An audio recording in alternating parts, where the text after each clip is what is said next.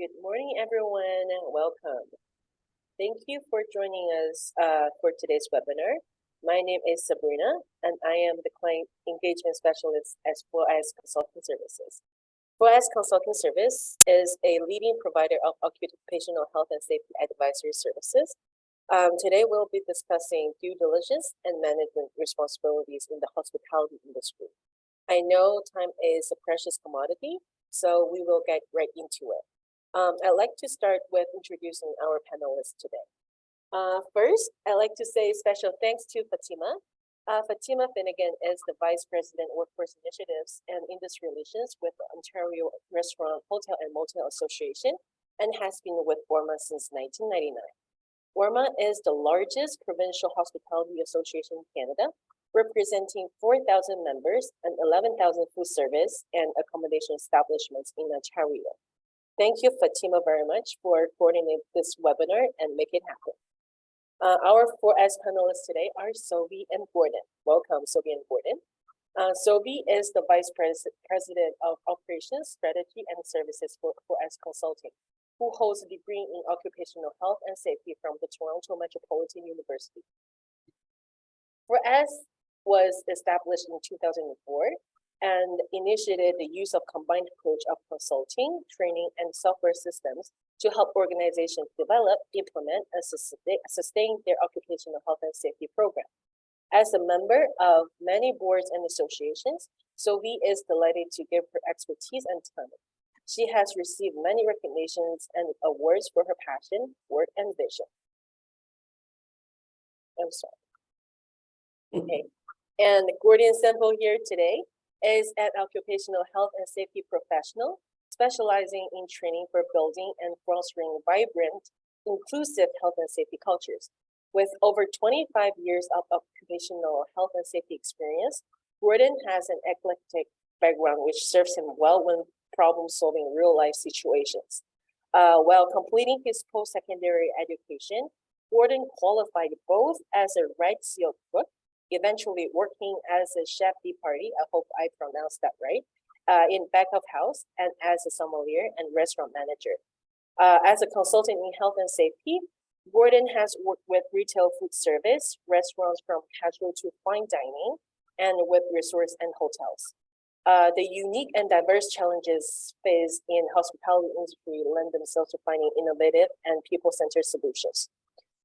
Now, before I hand it over, we're recording this session to share the webinar across social media platforms for your references. Now, I would like to conduct a poll to have a better understanding of the needs and requirements of our audiences present here today. Now you should see a poll in your Zoom webinar panel. I encourage everyone to participate in the poll so that we can have a better understanding of our audiences today. I will give everyone about 1 to 2 minutes.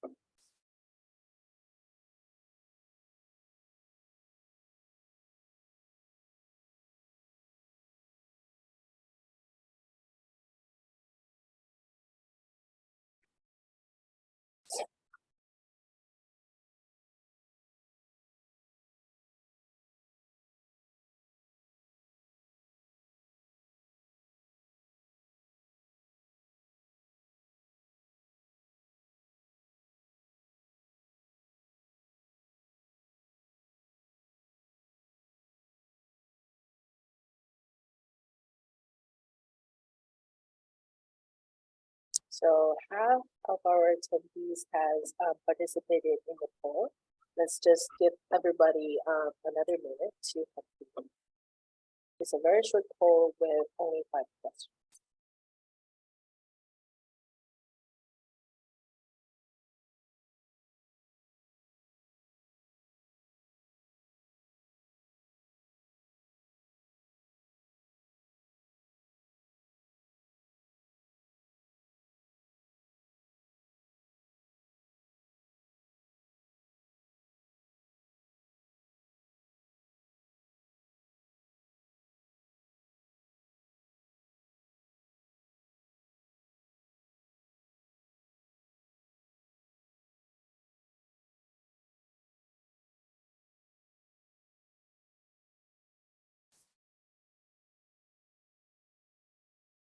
Okay, so a majority of our participants has finished the poll, and it's really glad to see that majority of our participants has a dedicated health and safety resource, and majority of our participants today already have an active occupational health and safety system in place. It's really glad to see, and thank you everybody for paying special attention to occupational health and safety. And majority of our participants is taking the occupational health and safety system as a very high level of priority. That's very good to see. And we have a very diverse audience composition today from different sections across the hospitality industry. That's really good to see. Thank you everyone for participating. Thank you for your valuable input. Now I'll hand it over to Sophie for a short speech on due diligence. Well, thank you so much, Sabrina, for the intro, and thank you, Fatima, for organizing this webinar for the OLMA membership. It is a great pleasure for us to be part of the OLMA partnership to serve the OLMA members as the health and safety partners, dedicated health and safety partners. Today we have Gordon, who is an amazing, awesome trainer. You will find that for yourself, who's going to be taking us through the journey of making us understand due diligence in relation to occupational health and safety. Before we start hearing Gordon, I want each and every one of you, all of you come from various different sectors. Similar sector, but different areas. It could be a restaurant, it could be a hotel, it could be a resort. Think of a possible critical injury that can happen at your organization. If you're looking at a restaurant, it could be somebody slipping on wet floor while near a fire or a hot oil. The oil spills on them and have a major burn. Or it could be in a resort or a hotel that you have a serious occurrence of workplace violence and harassment that happened to one of your workers. Or it could be anything else. Just take a moment to reflect on possible scenarios and cases of workplace accidents and incidents that can possibly take place at your organization. It may be small, big, huge, it doesn't matter.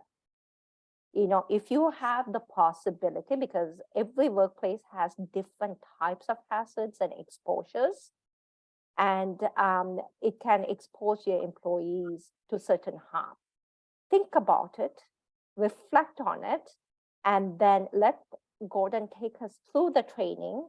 When Gordon is done, I'll come back to talk about what do we really need to do?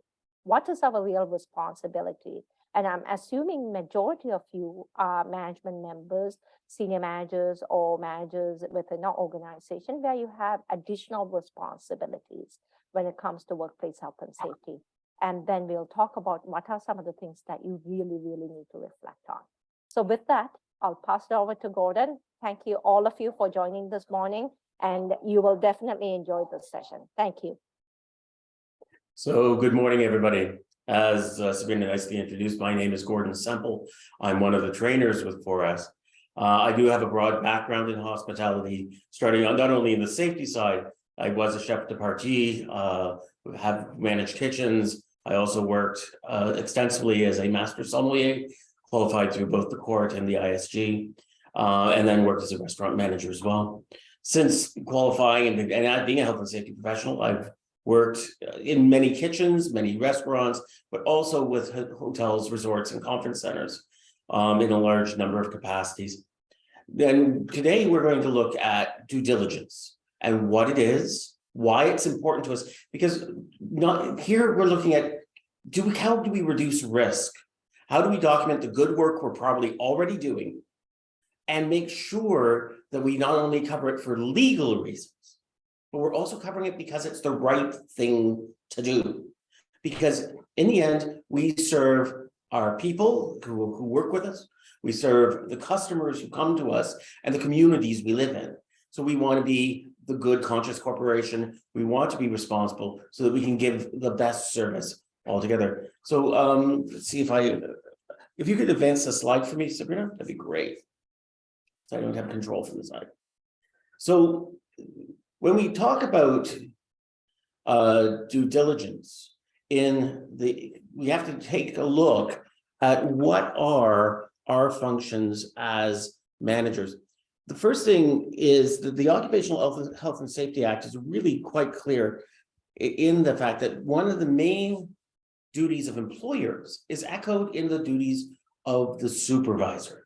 And that is that we have to take, employers shall take all reasonable precautions under the particular circumstances to prevent injuries or incidents in the workplace. This is echoed again in the duties of the supervisor. What we need to do is really think about what focus this gives us. This general duty clause was put into the act so that it could account for anything that wasn't specifically listed in the regulations, so that it was there to capture the unusual, the different, and the unexpected.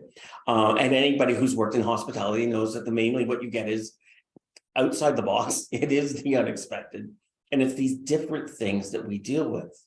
So the first thing I want to actually highlight is the Act also talks about the internal responsibility system. Dr. James Ham, who authored this concept 50 years ago, talked about that everybody in the workplace, from the worker to the supervisor to the manager, has a role to play and has to participate in the system in order to make it work. And although we, in the Act, we talk all the time about workers, we talk all the time about employers, but the other people we talk about are the supervisors. And this is a general term. That general term means literally anybody who has care and control of the workplace, or so both, either, can also delegates work. So all management functions not only as a worker, because you get paid to be there, you are the supervisor as well, and you function on behalf of the employer. The employer decides the direction, the goals, the strategic vision, and where they want to be. They're the experts on that. The workers are the experts on doing the work, the day-to-day functioning, and the supervisor is the linchpin in between that makes sure that the communication happens between the groups and that the messages from the workers and the challenges they face are addressed with thought given to the mission, vision, and values of the employer. So one of the key points here is the necessity of appointing a competent supervisor. This is one of the other points under due diligence. A competent supervisor is somebody who knows the job, they know what needs to be accomplished, but they also know the hazards that the workers are going to face, and they know their obligations under the Act.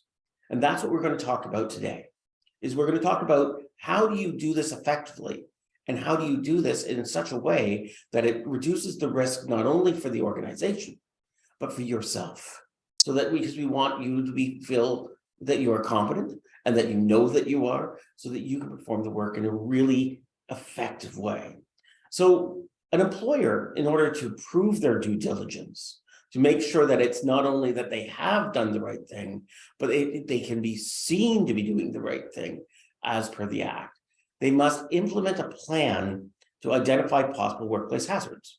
So this includes things like having a health and safety rep, or establishing a joint health and safety committee, doing inspections, documenting them, making sure that maybe they've done their violence risk assessment, that they do gap analysis to determine where they possibly might have dangers and hazards to the workers.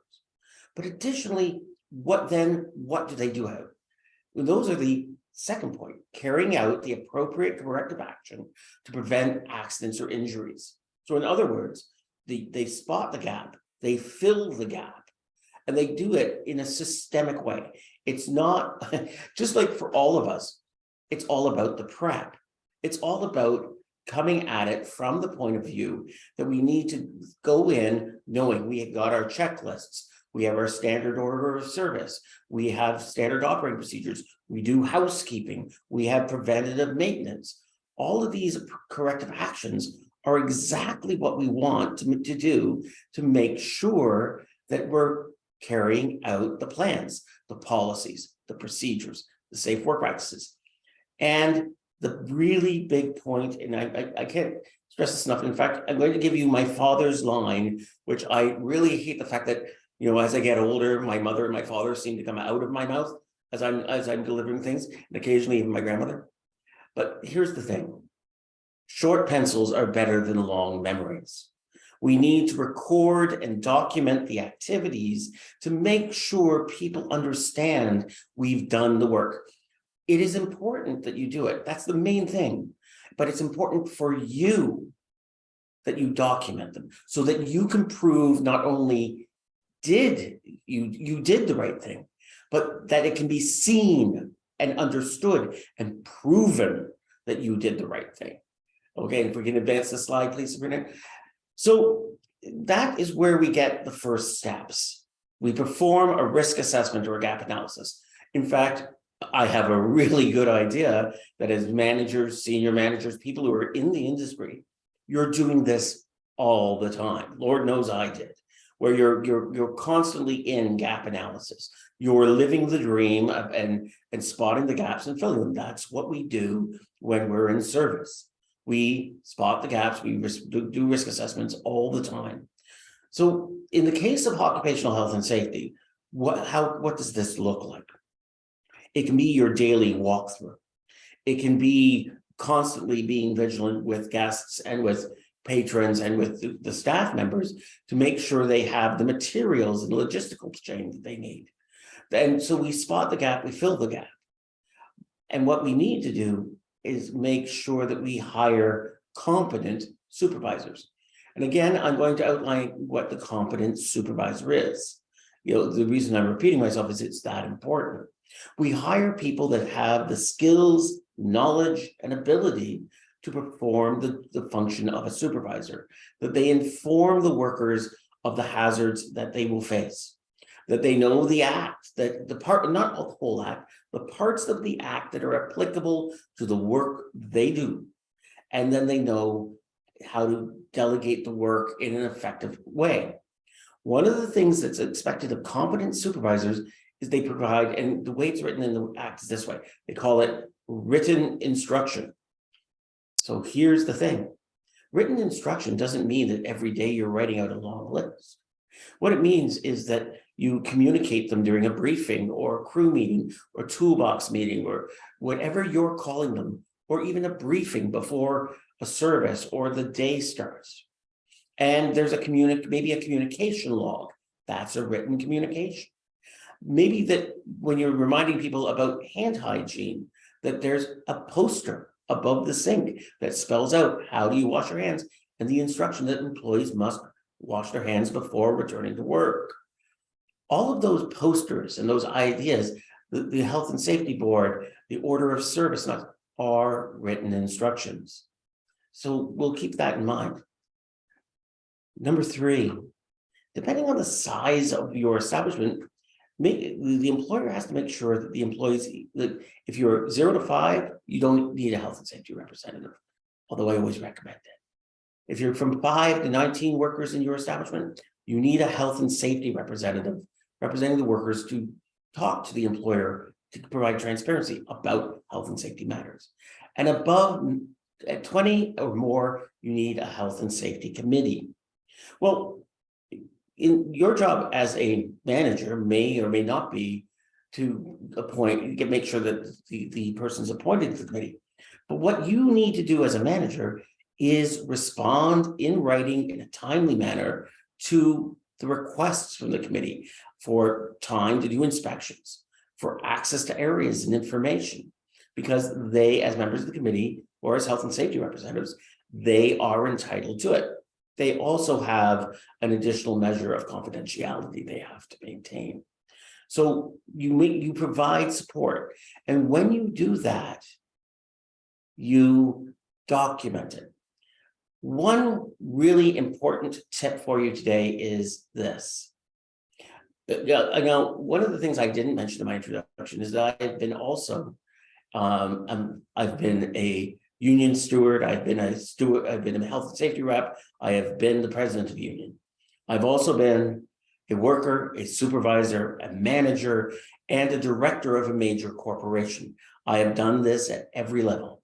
And for over 25 years, one of the major tools I have used in every single one of those jobs is a bound notebook. You want it bound, not loose leaf, and you want in that notebook, you want to keep a day-to-day record of your activities. Just quick jotted notes at the top of the page, your initials and the date, but keep a notebook, a bound notebook to document what. If you talk to a worker about not following procedure, make a note, and with a time, this becomes documentable. But that notebook oftentimes is needed to your memory. Short pencils are better than long memories. But additionally, that record, if there ever was an investigation, provides you with an ability to provide a timeline and show the work you did. You document your meeting, your briefings with your staff. You just writing down the quick jotted note what you discussed, but keep a bound notebook. So step number 4, create a plan. This is not only create a plan, a daily plan about what you want to get done today. And of course, your schedule and all the rest are wonderful documents. This is also creating a plan in line with the mission, vision, and values your employer gives you, to actually blend it with what you need to work with your workers. So because you're the connection from the worker, from the employer to the workers, and the reverse as well. So you have to represent both sides. You are the communications hub. So create a plan about how you're going to do the work and document it, write it down, send an email.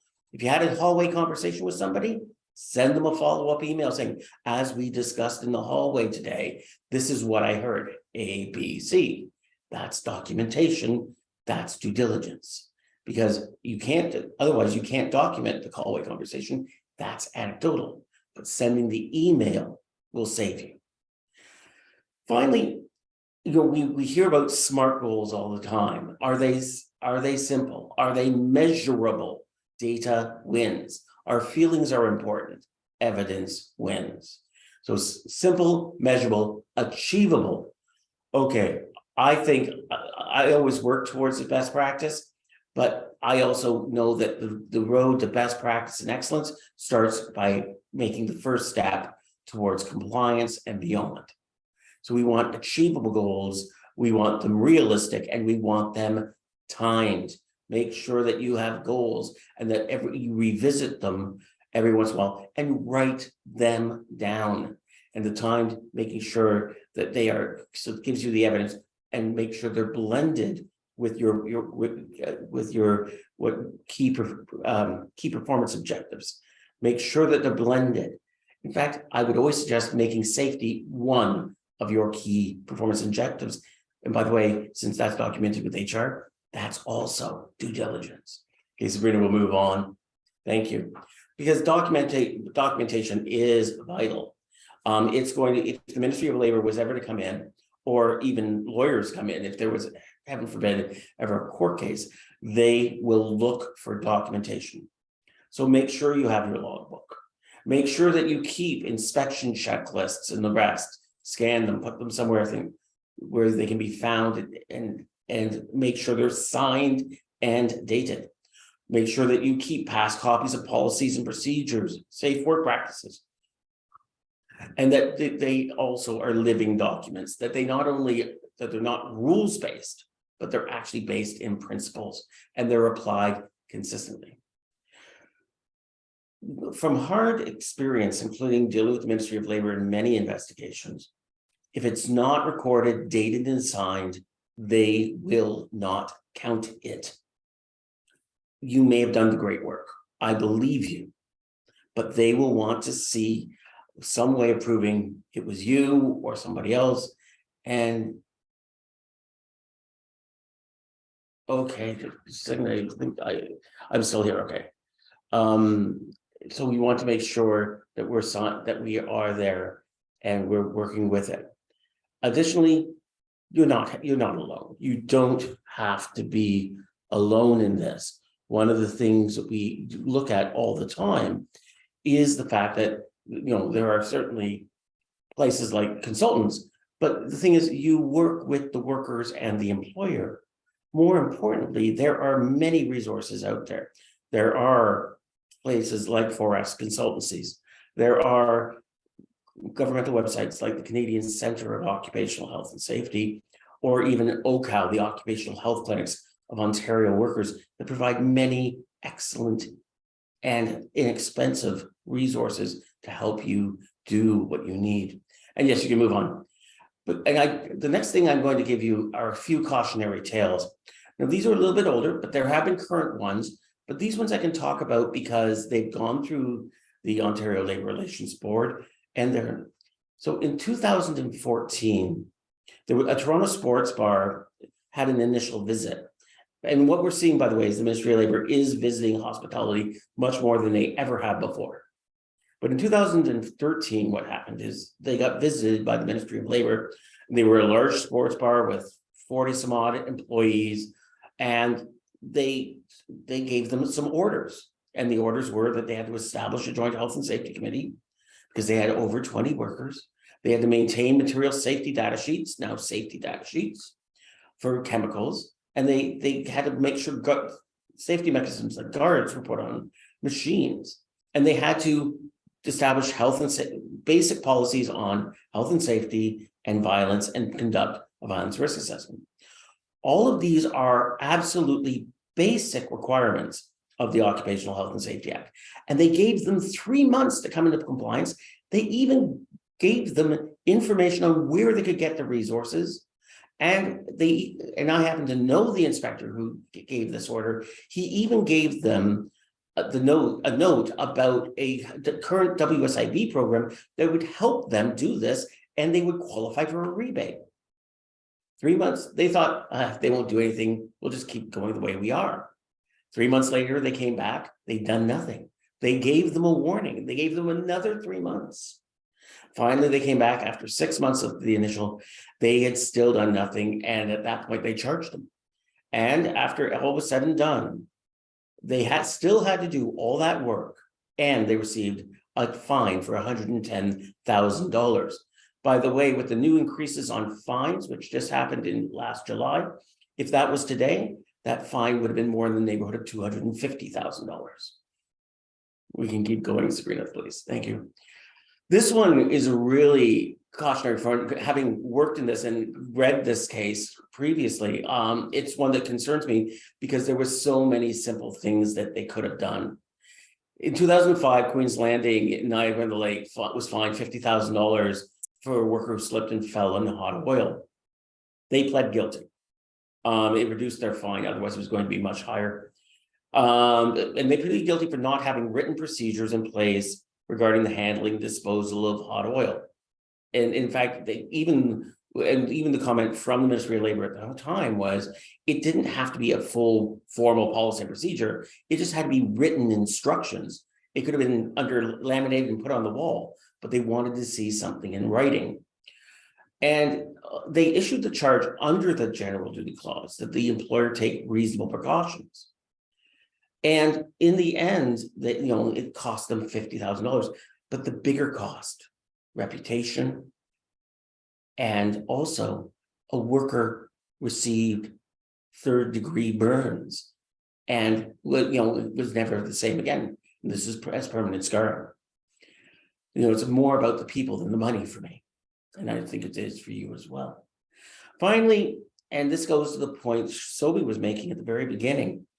Remember the Blue Mountain decision. Blue Mountain, of course, from Collingwood, had a guest who came down at 2:30 in the morning in the middle of the night, climbed a fence, and decided to take a swim, but unfortunately drowned. And they didn't report it to the Ministry of Labour. They only reported it to police because they logically at that time, it hadn't been clarified, thought, well, this is a customer. It's not a client. This is not a worker. Well, the Blue Mountain decision, after it was all decided, said that Blue Mountain had acted correctly because it was not reasonable to believe that what happened to the customer would happen to a worker. Yet, what they also said was, if somebody in your facility has a critical incident, so a severe injury, causes unconsciousness, or puts life in danger, or break of a major bone, if anybody gets that injury and it could have happened to one of your workers, then you have to report it to the Ministry of Labor and investigate it just as if it was one of, as if it had happened to your worker. So we have to keep an eye out, because what's safer for our workers is safer for our customers. So it's all about, can we make it safer for our workers to increase client safety, client satisfaction, productivity, and all the rest. Okay, we'll move on as well. So I want you to work smarter, not harder. We're going to wrap up soon so that you can go to questions. You already are documenting a lot of things for public health. For example, washroom checks and cleanliness levels. Add on a line about slip. You also looked at slip, trips, and falls. Put it on the same sheet. That one piece of documentation can be used for multiple reportings. Just simply add that you're also checking for occupational health and safety hazards. And one of the biggest things that is always aim for, but don't aim at compliance, aim at best practice, aim at excellence. Compliance will happen along the way, but best practice and ISO standards and things of that nature will help you get to compliance. And we want to make sure, though, you aim for the stars and you'll get to the moon on the way by. So, compliance is something that you will achieve when your goal is best practice. And the way that you can truly get to best practice and increase your reputation with employees, with your workers, with other employers, and all with the Ministry of Labor and WSIB, is have a strong health and safety culture. Make health and safety part of everything you do and document it. Have a written objective. Make safety and health part of your vision and goals, including wellness and mental health as well. And at that point, I'm going to actually wrap this up and say, let's move on to questions. So I'd love to hear from you about what are your concerns and how can we help you today? Well, thank you so much, Gordon, for giving us a quick overview on due diligence and what you need to do to stay on top of workplace health and safety due diligence.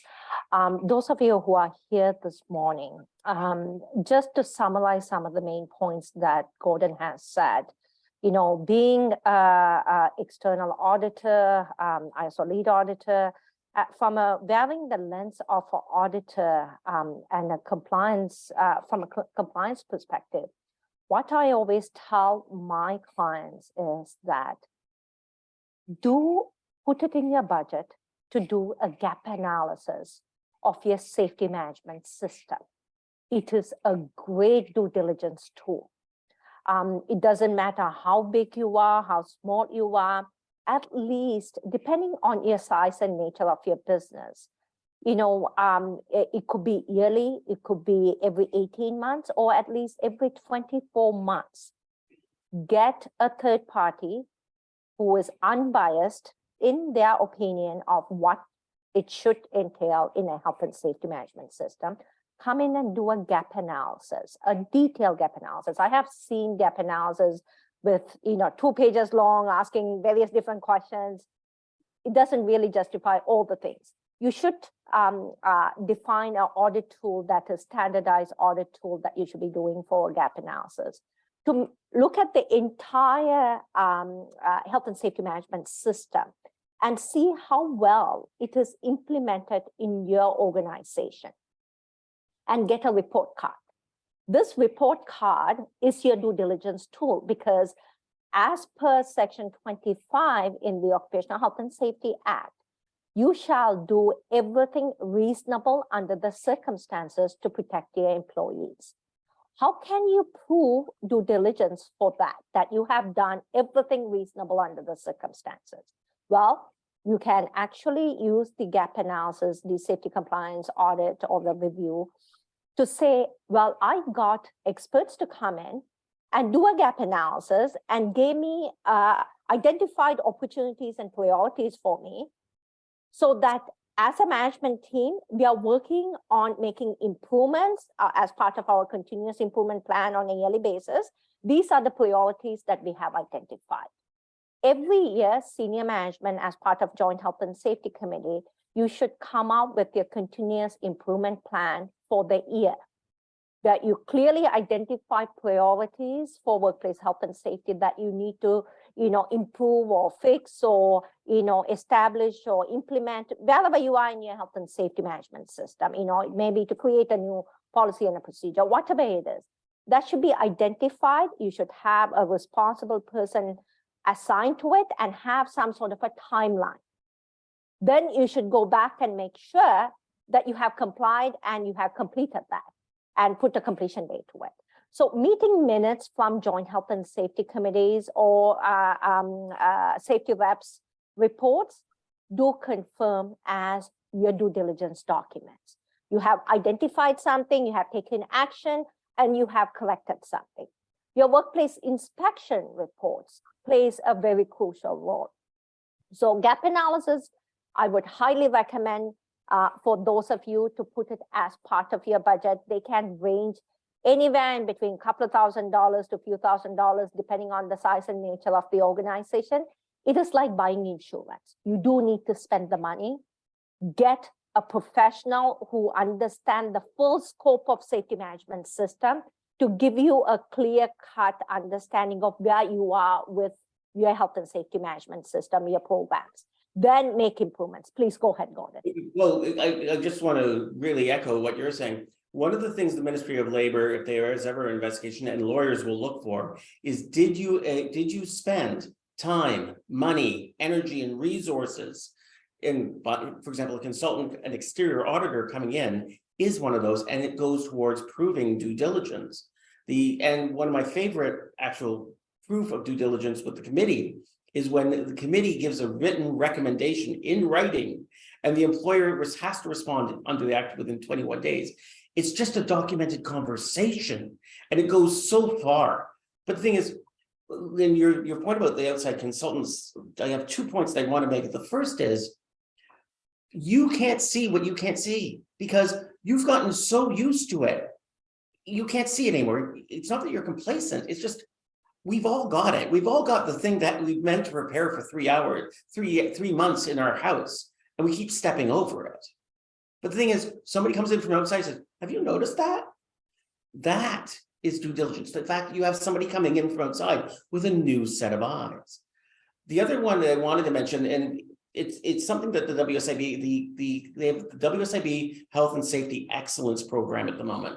It's a COVID relief fund. It's available to all employers, but especially if you're small and medium sized. If you're up to 99 workers, they are offering double rebates, and it's to do basic health and safety work, and it will be involved in that program, which will mean you get money back, and you can do it fairly straightforwardly right at the moment during the slow time of the year and get the return next quarter. But here's the point. By joining the program and following the steps, it goes towards your due diligence because it involves an outside auditor. It involves basic health and safety work. If you're in the middle of doing the work and you're working at it, that shows due diligence because it shows you're also learning and training. Training records also are important. Thank you so much, Gordon. And so I'm just going to quickly go through the checklist of things that you need to have. So gap analysis, put it in the budget, depending on the size and nature, do it at least every 24 months, 18 months, yearly, depending on the size and nature. Then you also need to make sure certain policies and procedures are reviewed and updated within 12 months. And they have to be visibly posted and communicated to all your staff and have to be current. As an auditor, when I go into many workplaces, this is the first thing I'm looking for.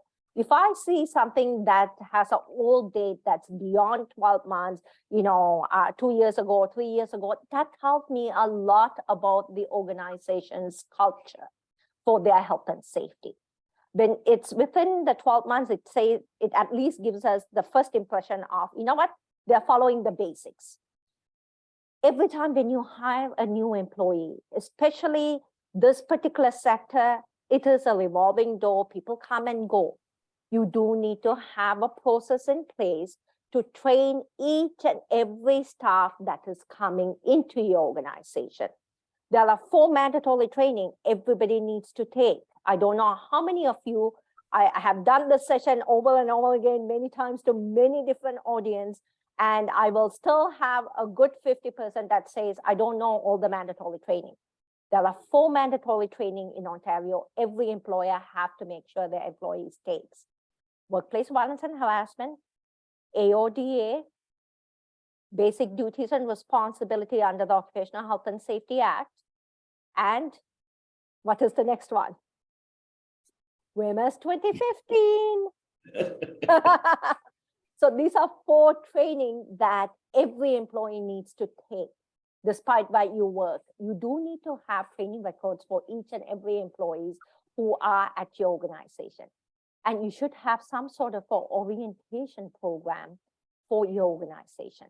I mean, as part of 4S, we have gone to the extent of creating orientation modules as e-learning for our clients, depending on the size and nature. If you have a large organization, you know, it may be worth it for you to spend and invest in creating an orientation that is half an hour that's particular about your organization. So when they come in, you actually get them to the do's and don'ts for workplace health and safety, and you can integrate some of the HR laws in there or requirements that you expect them to do. But there needs to be some record saying this person has taken all these training and has gone through orientation. Record needs to be kept. Due diligence is all about, are you able to prove with documentation? It is not about hearsay saying, yeah, I did the orientation and so did the orientation, but I don't have records. If you don't have records, it does not exist when you go to court. So think about that. And there are different solutions. Some of the solutions that we have enabled for our clients is health and safety have to be made easy for people to manage. If it's not made easy in this day and age, people are not going to follow it. So we have come up with certain solutions with the ForSafeCom platforms where you can actually enable the online training for mandatory training, along with any additional hazard-specific training, slip, trips, and falls, restaurant safety, workplace violence and harassment, you name it. And then you actually get them to take the training at their own time, and all their records are kept in the learning management system. So you could run the reports on a monthly basis, and it alerts you if you have 50 employees, you know, is all your 50 employees completed all their training. Some of the trainings are yearly refreshers, such as WMS. You do need to give refreshers every year. How are you complying to that? Think about all those things. What I want you to walk away from this webinar is think about all the actions that you are taking or opportunities that you need to fine tune. And what can you do to simplify it, how you can go about proving due diligence. So training records is a key element. The second thing is written policies and procedures. How do you communicate all that? Do you have written records of the communication? Yes, you have written policies and procedures, but if you don't have records, how can you show if there was an incident and you have to go to court to prove stuff? How can you validate that, you know, out of your 50 employees, 49 employees have gotten the information in regards to your policies and procedures? Again, you could bring them into small groups, have sign-in sheets, and have that as documentation. Each time when a new hire starts, you do need to communicate the same information over and over again to that. Or you could go with a platform, as I mentioned, the online management system, upload the policies and procedures, and when they acknowledge that they read it, you have your written records. So there are many options available. Choose a method that is going to be consistently followed at your organization. The key word is consistency. Consistency is absolutely key. One of the other points I want to make on this one, which is, it's if I say these words, a lot of people go, "Ooh, not those words," is progressive discipline. If you have records about, if you have policies and procedures about the way people are supposed to do the job, and you have records of progressive discipline, this is an essential part of proving due diligence. I don't mean that you whack people unreasonably, but the thing is, did you follow through and say, if you do this, these are the consequences? And then the progressive discipline becomes evidence that you were serious, and that it's the same as in relationships. You set boundaries. They break the boundaries, there will be consequences. Okay, you went out you went out without permission, you're grounded. In our case, in the workplace, it's progressive discipline. And the Ministry of Labor really does use that as evidence that you not only had a policy and procedure, but you carried it out. You not only talk the talk, you walk the walk. Thank you so much for expanding on that. The first step is having policies and procedures, communicating the policies and procedures, providing the necessary training. Once that's done, you do need to hold them accountable. That's when your progressive disciplinary procedure comes into effect. And these are things that you do need to communicate as part of your orientation, to say that failure to follow these policies and procedures and protocols, there will be disciplinary action. And then you do need to show the disciplinary action in some sort of a written way. You know, it could be a verbal warning, but you could write it down in such and such a date, you did speak to a person and gave a verbal warning, or it could be a written warning, or whatever it is. The next most important thing is doing a hazard assessment. This is your backbone of your health and safety management system. It starts, it's the stem of everything. You identify all the hazards and exposures. Based on your hazards and exposures, you write policies, procedures, provide necessary training, come up with additional PPE to mitigate those risks. But without having a proper hazard assessment, how can you justify that you have identified everything? 9 out of 10 times today, this is why we feel there's a huge opportunity to improve health and safety. And that is why our partnership with Alma is there to support the members, is focusing on hazard assessment. 9 out of 10 employers till to date do not have a detailed hazard assessment done for their organization. So if you haven't done your hazard assessment, you're not alone. There are many employers who are starting to understand the importance of hazard assessments, and they are looking at, okay, how do I get started? You do need to get started with hazard assessment. Every time when you introduce a new process, new equipment, new way of doing things, you do need to go back and revisit the hazard assessment and make the necessary amendments, and then communicate that to the affected team. Ongoing inspection is a way of you identifying potential hazards before it becomes a hazard. So monthly inspection is a must. In the Occupational Health and Safety Act, there is a regulation that says if your organization is so big, then parts of the organization needs to be inspected on a monthly basis. If it's small enough, do an inspection of the entire facility, document it. And this needs to be done by the Joint Health and Safety Committee members or by the safety rep. So they understand, they have been given additional training to understand what they need to identify as hazards, how to go about, identifying the classification of hazards. So if it's an immediate threat, it needs to be fixed immediately. If it's a potential threat, then you have a couple of days. So these things are again taught to you in some of the additional training for Joint Health and Safety Committee or safety reps. Once you identify a hazard, you do need to assign it. You do need to make sure you put reflective timelines based on the hazards, and then you need to go back and put a completion date. These are your due diligence documents. As auditors, when I go and when I visit organizations, whether I'm doing gap analysis or safety compliance review or actual, certification audits, I'm looking for patterns that I see. It's the same patterns Ministry of Labor inspector will be looking at if there is a critical injury. You had inspections done, but there is a lot of open items that hasn't been closed off. And it is an ongoing occurrence, then that is going to tell us something about your culture that either proves due diligence or goes against you. So these are some of the things you do need to watch out for. Beware of the words good enough, and it's always been that way, and that's just the way it's done. When you hear those words, that means look closer, there's something inconsistent, there is something that needs to be looked at. Do not take anything as sacred. Everything has to be reviewed. Not rewritten, not redone, reviewed to make sure does it still serve us, or is there a better way now? You know, one of the stats I share all the time, because I'm often asked the question, is this worth it? Does it even work? 50 years ago in 1972, when the first Occupational Health and Safety Act came into existence, StatsCan did a measurement. 9 Canadians were dying a day in traumatic workplace accidents. 9 a day. Population of Canada was 20 million. Today in 2022, they re-examined that statistic. After 50 years of a lot of work with a population of about 40 million, 3 Canadians die a day.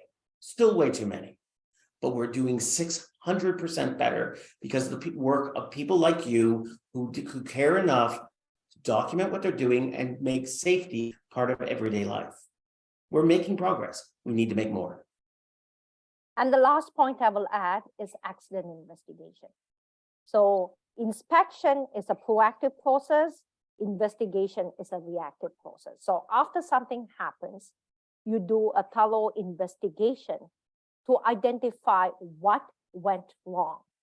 What can you do to prevent a similar type of incident from happening again in your organization?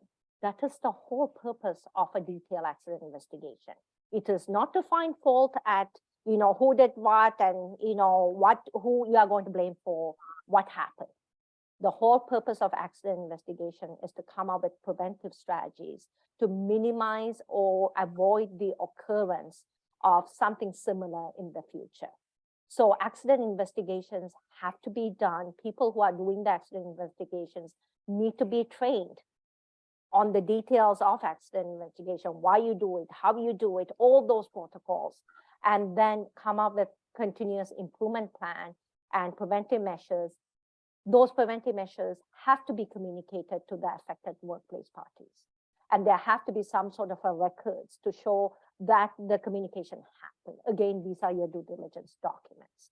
So just to summarize, do a compliance review, whether you call it audit, whatever it is, but it have to be complete. It can't be just one of those, oh yeah, you have policies, procedures, you did training. It have to be a comprehensive gap analysis or audit of your safety management system. Use that to identify priorities. Come up with action items. Continuously have a program in place for ongoing communication and training to your employees about your policies, procedures, and how to do their job safely.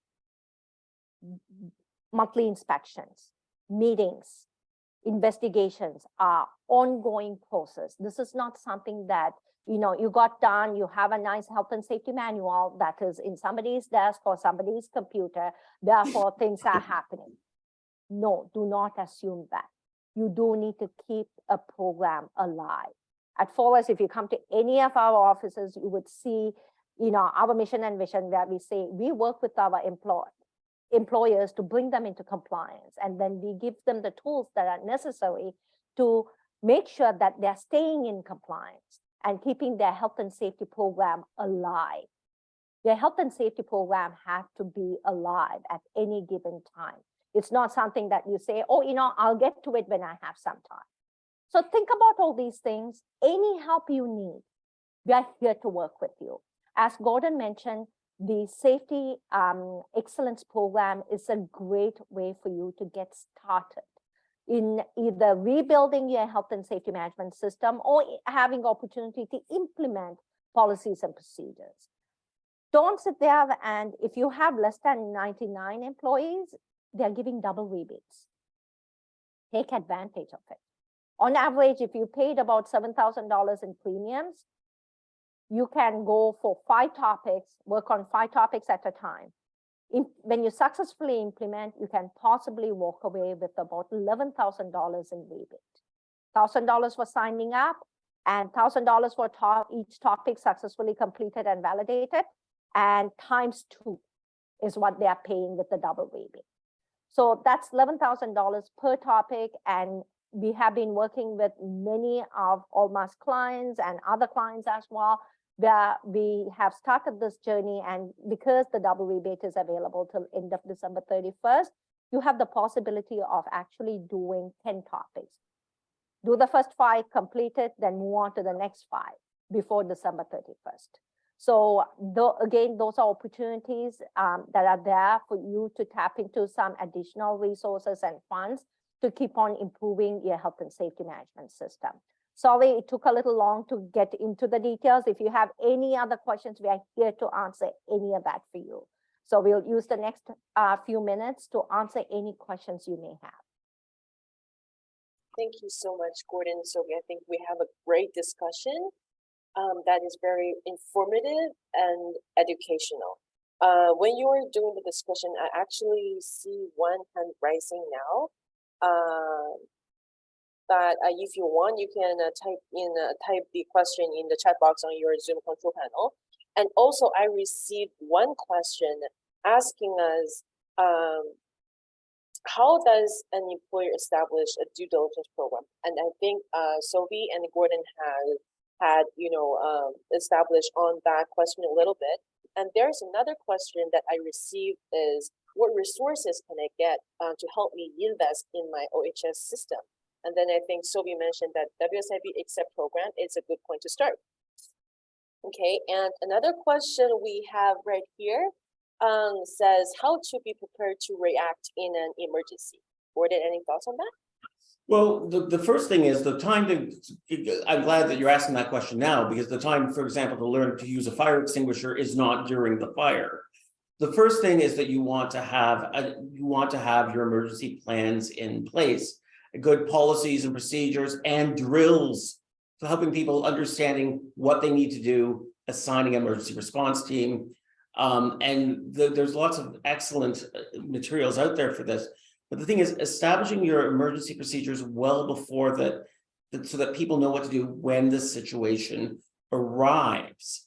And so this can mean making sure that your first aid training is up to snuff, making sure that you have qualified people and that that's part of your inspections, making sure that you know how to evacuate people and have a safe rendezvous assembly point, including how to get people with disabilities out of the building. So preparedness is key. Also making sure that the tools are available for the managers. And one of my key points, I always state this to my classes when I teach them, is this one piece. Make sure that the committee members and the managers know which member of senior management is on call. Because one of the first things they need to do after they take care of their people is make sure that senior management is informed, so that they're in the loop for communication, there's transparency, but also the person who can sign for resources if necessary, or talk to the public, is on site, or at least in communication, so they can help deal with the problem. And we document that, and that goes toward, and we document all those communications to make sure due diligence is met. So I will expand in terms of the fire extinguisher. One of the things that you could do, especially in your sector, is give everybody a fire extinguisher training. Some of the solutions that we have for our clients is when they subscribe to the ForSafeCom platform, all their mandatory training plus all AD/OT awareness-based training is included in the training library, and fire extinguisher use is one of those training. It is an e-learning. It is about half an hour, and you should assign to all your employees. It demonstrates them and make them understand how to use the fire extinguisher, what are the different classifications of fire extinguishers for the different types of fires, and how they should go about actually using a fire extinguisher in an e-learning format. So these are different ways that you can consistently train your employees, or if you have a competent supervisor, as you bring new employees as part of the orientation program, you could actually have that person demonstrate and explain the different types of fire extinguishers and how to use them safely. And one of the other questions that I saw that came up is, do we have a checklist or a matrix for inspections? We have many different matrix and inspections available. And end of the day, what we advise all our clients is, yes, you could use a standardized inspection checklist, but when you have the opportunity, customize it for your location. Because Yeah. some of these things may be, irrelevant to you, but you could start with something that is specific to your industry, but then start customizing it for your organization. The most valuable box on the checklist, by the way, is other, because the checklist can only cover what is common, but it's often the uncommon, the unusual that will get you. I've been flying aircraft for 40 years. I'm not quite that old yet. But the thing is, I have to do a safety check every time I get into the aircraft, and I have to go around and document it. Nowhere on that sheet does it say, is the aircraft leaking fuel? Funny enough, if it was leaking fuel, I probably find a place to write it down. So it's also look for the unusual, look for the out of the box too. Checklists can only do what's in the box. Perfect. Amazing. Any other questions or concerns? If not, we will pass it to Fatima for any final remarks. Thank you, Sobi. Just a great thank you to Gordon, Sobi, and to you, Sabrina, and to those that attended today and making health and safety part of your mission. Thank you. Well, thank you, everyone. And if you have any further questions or concerns about the Safety Excellence Program or any support that you need to revamp or identify opportunities in your health and safety management system, feel free to reach out to us. Sabrina can find out if you're interested in reaching out to you. Please just let us know in the chat box, saying that please contact us, we need further information. Then Sabrina can actually set up an appointment to reach out and see how we need to support you. So thank you all for joining us today and making health and safety a priority in your organization. Have a safe and awesome day. Be well. Thank you, everyone. I hope you can take back some valuable information to make your organization safer and stronger. So if you're interested in more information customized for the hospitality industry, please feel free to reach out to us through the email info@4sconsult.com. Thank you very much for your time, and we'll see you next time.